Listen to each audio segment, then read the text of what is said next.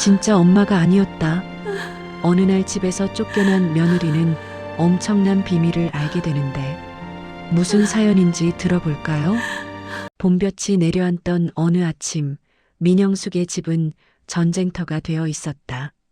주방에는 어제 먹다 만 밥그릇이 그대로였고 거실 소파 위에는 빨간 딱지가 덕지덕지 붙어 있었다. 영숙은 걸레를 손에 쥔 채 바닥을 닦고 있었다. 눈물이 나지 않았다. 이미 나올 눈물도 다 말라버린 것인지 아니면 아직 이 상황이 꿈인 것인지 분간이 되지 않았다.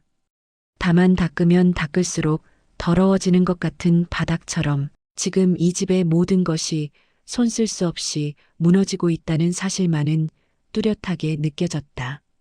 빚쟁이들이 다녀간 건 새벽이었다. 우르르 몰려와 집 안 곳곳에 딱지를 붙이고 목청껏 소리를 질렀다. 시어머니 옥수는 그 소동 내내 안방 문을 걸어 잠근 채 나오지 않았다. 영숙은 혼자 그들을 막아섰고 혼자 사정을 하고 혼자 무릎이 꺾이는 굴욕을 당했다. 남편 철수는 그날 밤도 들어오지 않았다. 모든 소란이 가라앉은 뒤 영숙은 옥순의 방문을 조심스럽게 두드렸다. 옥순은 창가에 앉아 바깥을 보고 있었다. 영숙은 그 옆에 무릎을 꿇고 앉아 옥순의 손을 두 손으로 꼭 잡았다. 어머니, 제가 식당 일이라도 알아볼게요. 우리 셋이 어떻게든 버티면 돼요. 제가 어떻게든 할게요. 옥수는 아무 말이 없었다. 그 침묵이 어쩐지 낯설었다. 평소라면 에이, 며느리가 그런 소리 하면 쓰나 하며 손사래를 쳤을 사람이었다. 영숙은 그 침묵이 무거워 고개를 들었다. 그리고 그 순간 처음 보는 옥순의 눈빛과 마주쳤다. 차갑고 날카롭고 낯선 눈이었다. 옥순이 손을 뿌리쳤다. 매정하게 그리고 단호하게. 영숙은 균형을 잃고 손바닥으로 바닥을 짚었다. 무슨 말을 해야 할지 몰라 그대로 굳어 있는데 옥순이 자리에서 일어나 안방으로 들어갔다. 잠시 후 그녀가 들고 나온 것은 영숙의 옷가지가 들어있는 낡은 가방이었다. 가방이 허공을 가르며 마당 한복판으로 떨어졌다. 재수 없는 년. 내가 이 집에 들어오고 집안이 풍비박산 났어. 내 아들 앞길 막지 말고 당장 꺼져. 말 한마디 한마디가 칼날 같았다. 영숙은 입을 열었다가 무슨 말도 나오지 않아 다물었다. 담장 너머에서 이웃집 아주머니의 목소리가 들렸다. 수군거리는 소리. 어디선가 아이 웃음소리도 났다. 세상은 아무렇지 않게 돌아가고 있었다. 영숙은 고개를 들 수가 없었다. 수치심이 발끝부터 얼굴까지 천천히 타고 올라왔다. 땅이 꺼져버렸으면 했다. 마당의 나뒹구는 가방을 바라보며 영숙은 생각했다. 이 집에 온 지 7년이었다. 아침마다 옥순의 식사를 챙기고 명절마다 손이 터지도록 전을 부치고 남편의 사업이 기울 때도 아무 말 없이 폐물을 내놓았다. 그것이 전부 자신의 죄가 된 것인지 아직도 이해할 수가 없었다. 이해하려 해도 머리가 작동하지 않았다. 그저 마당 위의 가방만 눈에 들어왔다. 철수가 돌아온 건 해가 뉘엿뉘엿 기울던 오후였다. 대문이 삐걱 열리는 소리에 영숙은 반사적으로 고개를 들었다. 마당에 주저앉은 채로 가방을 끌어안고 있던 영숙의 눈에 철수의 모습이 들어왔다. 걸음걸이가 흔들렸다. 술 냄새가 대문 밖에서부터 흘러들어왔다. 그는 마당에 떨어진 짐가방을 보았다. 흩어진 옷가지를 보았다. 바닥에 주저앉은 아내를 보았다. 그리고 아무 말도 하지 않은 채 그 자리에 섰다. 영숙은 천천히 일어났다. 무릎이 아팠다. 얼마나 오래 앉아 있었는지 다리에 감각이 없었다. 그래도 걸었다. 철수에게로 걸어갔다. 그의 옷자락을 두 손으로 붙잡았다. 자기야, 어머니 좀 말려봐. 나갈 데 없는 거 알잖아. 목소리가 갈라졌다. 애써 참으려 했지만 턱이 떨렸다. 영숙은 그래도 눈을 맞추려 했다. 철수의 눈을 보면 그 눈 속에 아직 자신을 알아보는 사람이 남아있을 것 같았다.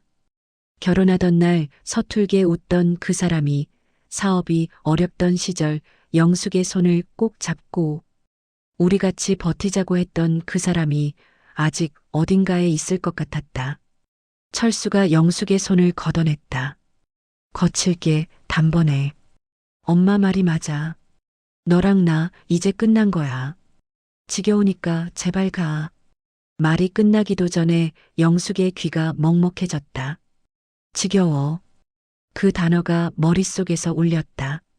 7년을 같이 산 사람의 입에서 나온 말이 고작 그것이었다. 영숙은 손을 내려다봤다.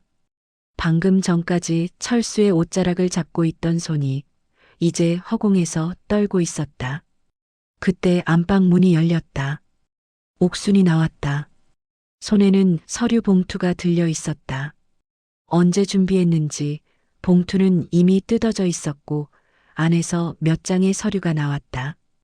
옥순이 그것을 영숙의 앞에 던졌다. 볼펜이 바닥에 떨어져 굴렀다.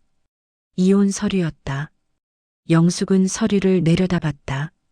깔끔하게 인쇄된 글자들이 눈에 들어왔지만 무슨 뜻인지 한참이 지나서야 이해됐다. 이미 철수의 서명란에는 도장이 찍혀 있었다. 언제 찍은 것인지도 몰랐다. 자신도 모르는 사이에 모든 것이 결정되어 있었다.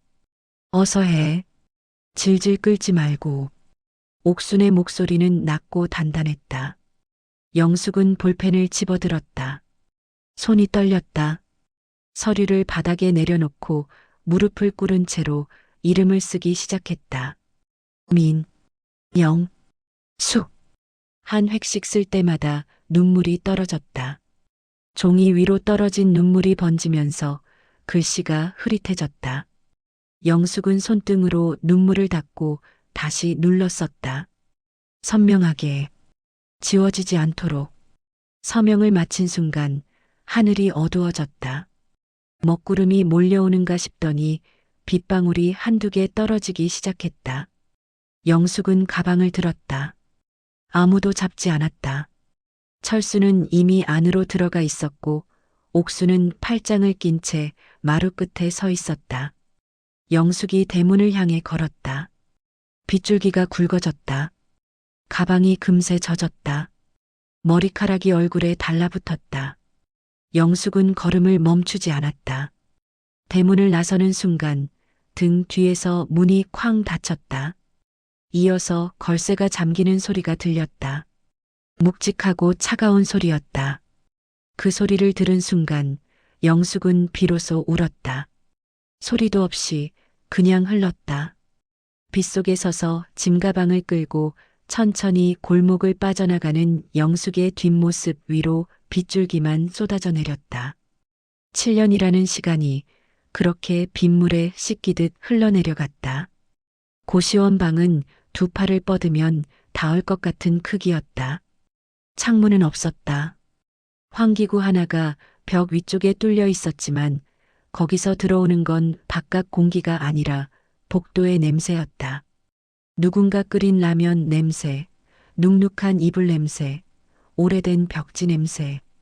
영숙은 그 방에 짐가방을 밀어넣고 바닥에 주저앉았다. 아직 젖은 가방에서 물이 배어 나왔다. 신경 쓰이지 않았다. 편의점에서 사온 컵라면이 책상 위에 놓여 있었다. 뜨거운 물을 부은 지 한참이 지났는데도 젓가락을 들지 못했다. 배가 고픈지 아닌지도 잘 몰랐다. 그냥 멍하니 컵라면을 바라보고 있었다. 면이 불어터져 국물 위로 떠오르는 것을 보면서 영숙은 내일을 어떻게 시작해야 할지 아무것도 떠오르지 않았다. 일자리를 구해야 한다는 것은 알았다. 지금 통장에 남은 돈이 얼마인지도 알았다. 그런데 몸이 움직이지 않았다. 생각이 거기까지 닿으면 그냥 멈춰버렸다. 사흘째 되던 날이었다. 복도에서 발소리가 들렸다. 고시원은 낮에도 조용했다. 들어오고 나가는 사람들이 있어도 서로 눈을 마주치지 않는 곳이었다. 그런데 발소리가 방문 앞에서 멈췄다. 잠시 후 노크 소리가 났다. 영숙은 문을 열지 않으려다가 다시 노크 소리가 나자 마지못해 자리에서 일어났다. 문을 열었을 때 서 있는 사람은 낯선 중년 남성이었다. 짙은 회색 정장, 단정하게 빗은 머리, 손에는 서류 가방. 이런 곳에 어울리지 않는 사람이었다. 민영숙 씨 되십니까? 목소리가 조용하고 정중했다. 영숙은 고개를 끄덕였다. 말이 나오지 않았다. 잠깐 시간을 내주실 수 있겠습니까? 전달드릴 것이 있어서요. 남자는 자신을 변호사라고 밝혔다. 박인수 변호사. 그리고 의뢰인의 이름을 말했다. 김옥순. 영숙의 심장이 한 박자 늦게 뛰었다. 변호사가 가방에서 꺼낸 것은 두툼한 서류 봉투였다. 봉투 안에는 서류 묶음과 함께 통장 하나, 그리고 도장이 들어 있었다. 변호사가 통장을 펼쳐 영숙 앞에 놓았다. 영숙은 숫자를 보았다. 눈을 의심했다. 다시 보았다. 숫자는 변하지 않았다. 이 통장은 민영숙 씨 명의로 개설된 것입니다. 잔액 전부 민영숙 씨께서 사용하실 수 있습니다. 그 다음으로 나온 것은 임대차 계약서였다. 민영숙이라는 이름이 선명하게 박혀 있었다. 보증금도 월세도 없었다. 작지만 깨끗한 빌라였다. 사진이 첨부되어 있었다. 햇살이 드는 창문이 있었다. 영숙은 숨을 쉬는 것을 잠깐 잊었다. 이게 다 무슨... 말을 잇지 못했다. 변호사는 조용히 봉투를 가리켰다. 안쪽에 편지가 한 통 더 있습니다. 읽어보시면 아실 겁니다. 변호사가 자리를 떠난 뒤 영숙은 봉투 안쪽에 손을 넣었다. 손끝에 종이가 닿았다. 꺼내보니 오래된 편지지였다. 종이가 누렇게 바랬고 접힌 자국이 여러 번 겹쳐 있었다. 오래 묵혀둔 것이 분명했다. 글씨는 서툴렀다. 반듯하지 않고 삐뚤삐뚤했다. 배운 사람의 글씨가 아니었다. 그런데 한자 한자 힘을 주어 눌러 쓴 흔적이 역력했다. 첫 줄을 읽었다. 영수가, 내 딸 같은 영수가. 많이 울었지? 미안하다. 영숙의 손이 멈췄다. 가슴 안쪽 어딘가에서 무언가가 조용히 무너지는 느낌이 들었다. 딸 같은 영수가. 그 말이 눈 안쪽을 뜨겁게 달궜다. 영숙은 편지를 가슴에 꼭 끌어안았다. 그리고 아무도 없는 고시원 방에서 처음으로 소리내어 울었다. 편지는 길었다. 옥순의 서툰 글씨가 몇 장에 걸쳐 빼곡하게 채워져 있었다. 영숙은 눈물을 닦고 다시 읽었다. 천천히 한 줄씩 글자 하나하나에 힘이 들어가 있었다. 쓰다가 멈추고 또 쓰다가 멈춘 흔적이 보였다. 어떤 문장은 눌러 쓴 힘이 너무 강해 종이가 약간 패여 있었다. 옥순이 이 편지를 쓰는 동안 얼마나 많은 밤을 보냈을지 영숙은 감히 헤아릴 수가 없었다. 편지 속에서 옥순의 삶이 펼쳐졌다. 철수는 옥순의 친아들이 아니었다. 철수의 아버지, 그러니까 영숙의 시아버지가 전처에게서 얻은 아들이었다. 옥수는 그 사실을 알고도 그 남자와 결혼했다. 어린 철수를 처음 봤을 때 옥수는 아무 망설임 없이 손을 내밀었다고 했다. 아이가 무슨 죄가 있냐고, 내가 낳지 않았어도 내가 키우면 내 자식이라고 생각했다고. 그렇게 30년을 살았다. 그런데 철수는 달랐다. 철수는 자라면서 옥순을 어머니라 부르면서도 속으로는 한 번도 어머니로 여긴 적이 없었다. 아버지가 죽고 난 뒤부터는 그 감정을 숨기지도 않았다. 술이 들어가면 옥순을 첩이라 불렀다. 아버지 재산을 가로챈 여자라고 했다. 옥순은 그 말을 들을 때마다 아무 대꾸도 하지 않았다. 30년을 먹이고 입히고 뒷바라지한 자식에게 그런 말을 들으면서도 그냥 방으로 들어가 문을 닫았다. 영숙이 집에 들어온 건 그로부터 몇 년 뒤였다. 옥수는 편지에 썼다. 영숙을 처음 봤을 때 마음이 놓였다고. 이 아이라면 철수를 잘 다독여줄 것 같았다고. 그런데 시간이 지날수록 옥수는 반대의 것을 보았다. 철수가 영숙에게 기대는 것이 아니라 영숙이 철수를 떠받치고 있었다. 사업이 기울어도 빚이 쌓여도 영숙은 군말 없이 폐물을 내놓고 몸을 낮췄다. 옥수는 그것이 기특하면서도 무서웠다고 했다. 이 며느리가 이러다 다 내어주고 아무것도 남지 않겠구나 싶었다고. 그리고 옥수는 알게 됐다. 철수가 도박을 하고 있다는 것을. 처음에는 작은 돈이었다. 그런데 사업이 완전히 기울면서 판이 커졌다. 철수는 집을 담보로 잡혔다. 거기서 그치지 않았다. 영숙의 폐물이 사라진 것도 그 즈음이었다. 영숙은 어디 뒀는지 모르겠다며 넘어갔지만 옥수는 알고 있었다. 철수가 몰래 팔아치웠다는 것을. 옥순이 철수를 다그쳤다. 철수는 오히려 소리를 질렀다. 당신이 뭔데 내 인생의 참견이냐고. 그날 밤 옥수는 결심했다. 이대로 두면 영숙의 인생이 완전히 끝난다는 것을 알았다. 철수는 멈추지 않을 것이었다. 영숙이 곁에 있는 한 영숙의 것을 다 가져다 쓰고도 더 요구할 것이었다. 그리고 영숙은 그것을 막지 못할 것이었다. 너무 오래 버텨온 사람이었다. 떠나는 법을 잊어버린 사람이었다. 옥수는 평생 모은 돈을 꺼냈다. 파출부로 시장 좌판으로 남몰래 부업을 하며 조금씩 모아온 돈이었다. 철수에게도 숨겨온 돈이었다. 그 돈으로 영숙의 이름으로 된 통장을 만들었다. 작은 빌라를 구했다. 그리고 변호사를 찾아갔다.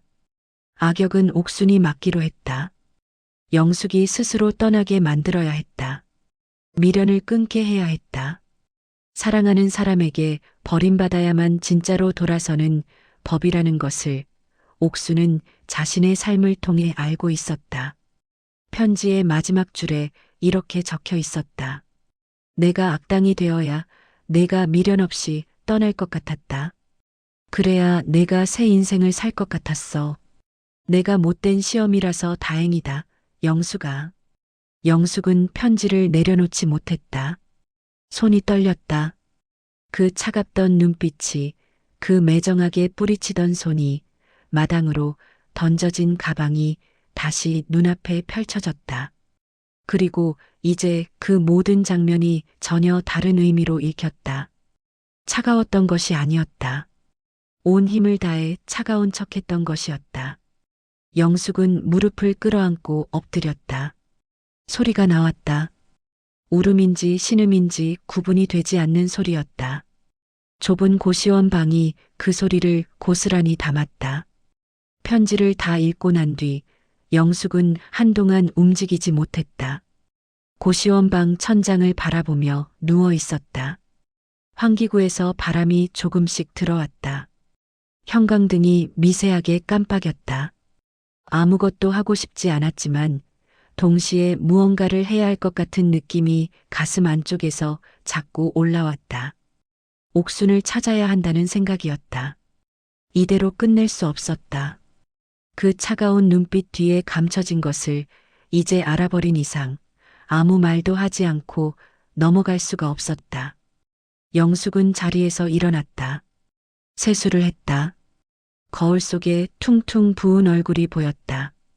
아랑곳하지 않았다. 외투를 걸치고 고시원을 나섰다. 택시를 잡아 타고 옛집 주소를 불렀다. 기사가 출발하는 동안 영숙은 창밖을 바라봤다. 익숙한 골목들이 스쳐 지나갔다. 시장 입구, 철수와 처음 걸었던 큰 길, 명절마다 옥순과 함께 장을 보러 다니던 골목. 그 모든 것이 그대로인데 자신만 달라진 것 같았다. 아니, 달라진 게 아니라 떨어져 나온 것 같았다. 오래 붙어 있던 것이 뜯겨나간 자리처럼 얼얼했다. 택시가 멈췄다. 영숙은 차에서 내려 대문 앞에 섰다. 집이 비어 있었다. 대문 한쪽에 종이가 붙어 있었다. 매매라는 글자가 크게 인쇄되어 있었고 그 아래 부동산 전화번호가 적혀 있었다. 영숙은 대문 손잡이를 잡아당겼다. 잠겨 있지 않았다. 삐걱 소리를 내며 열렸다. 안으로 들어섰다. 마당은 텅 비어 있었다. 빨랫줄도 거쳐 있었고 장독대도 없었다. 툇마루에 놓여있던 낡은 고무신도 사라졌다. 영숙이 7년을 드나들던 그 집이 아무도 살지 않는 집이 되어 있었다.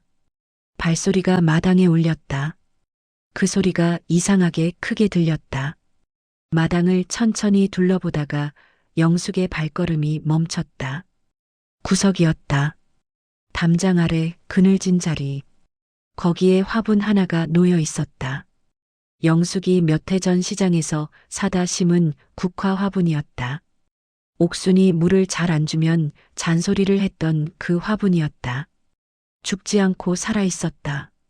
잎이 조금 마른 것 같았지만 줄기는 단단했다. 영숙은 화분 앞에 쪼그려 앉았다. 손가락으로 흙을 눌러보았다.